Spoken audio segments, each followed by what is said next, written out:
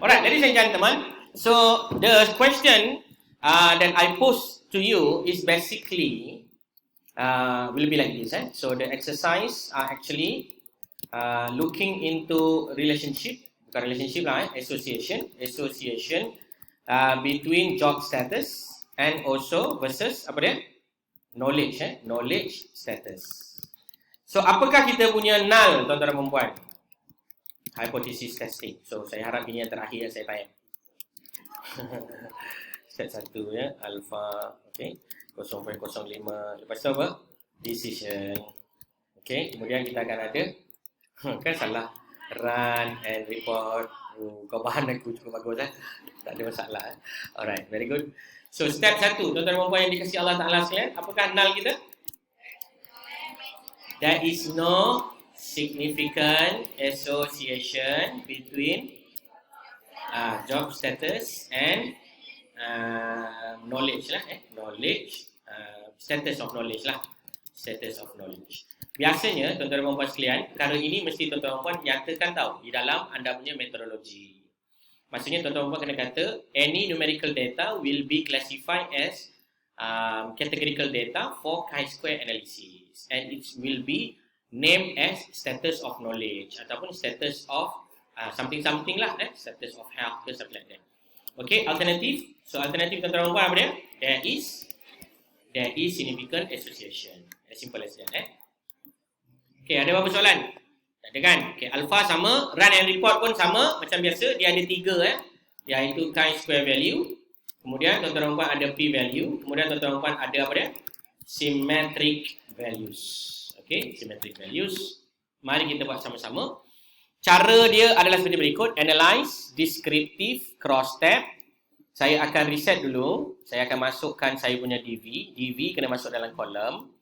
Followed by another one is the job status, which is the X5. Followed by the statistics. Dekat statistik ni saya ambil chi-square, contingency coefficient, pi and Cramer's V. Continue. Dekat cells ni saya akan pergi kepada kolom. Okay, itu adalah yang pertama dan saya tekan butang paste. Okay, itu cara dia. Faham ya? Faham. Okay. Kalau anda malas, sebenarnya anda ubah je lah kat sini. X5 dengan score.cat. Itu je yang kau buat tadi Okay. Baguslah, bagus. Taklah siapa yang buat tu baguslah ya. Siapa yang tak buat pun bagus juga. Tak ada masalah. Maksudnya anda mahir lah menggunakan sintaks So nanti puan-puan pengajar maklumkan kepada CV diorang ni mahir guna SPSS menggunakan sintaks. Dalam buku laporan masing-masing. Terutama ADMW, gerontologi dengan all these things.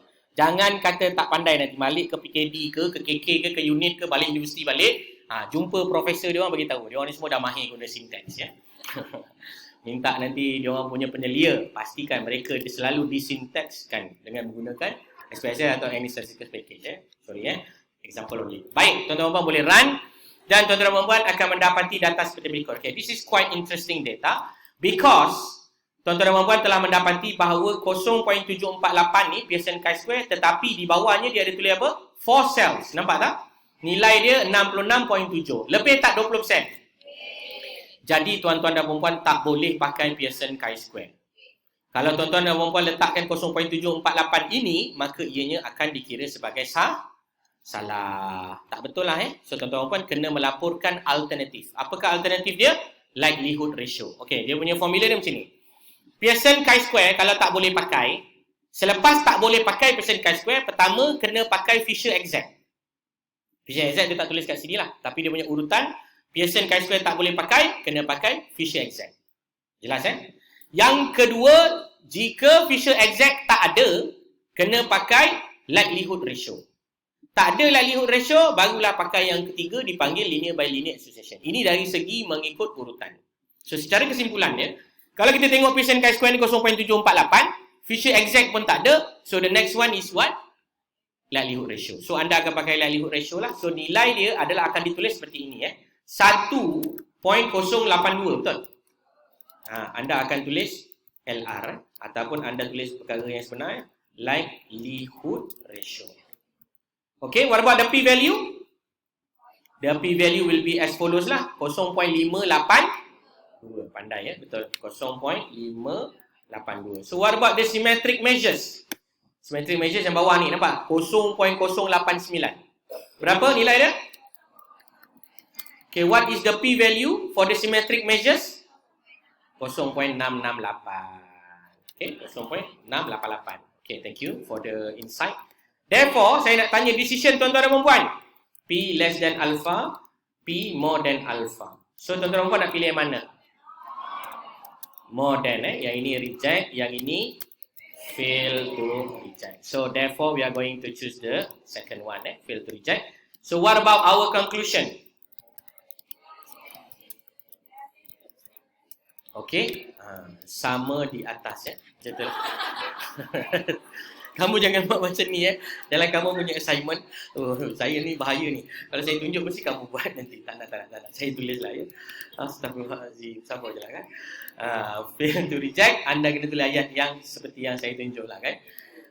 That is apalah Dr. Syazwan ni. Ajar benda-benda yang mengarut. There is no significant association between job status and level of knowledge ataupun status of knowledge lah. Status of knowledge. In the statistical value and the significant level 0.05 where the value is, yang ni masukkanlah ya. Yang ni saya akan letak tentang seperti inilah XXX. The P value will be YYY. Saya tak boleh letak XXX ni bahaya. YYY lah. Okay, and then the P value will be as follow lah YYY and then the P value will be YYY also. Faham ya? Jadi inilah cara dia tuan-tuan dan puan-puan telah menamatkan dengan jayanya. Berikan tepukan guru kepada diri masing-masing. So ada lagi satu azab yang Allah SWT uji tuan-tuan dan puan-puan adalah belajar macam mana cara nak melaporkan dia di dalam tesis ya. Jadi itu kita akan bincang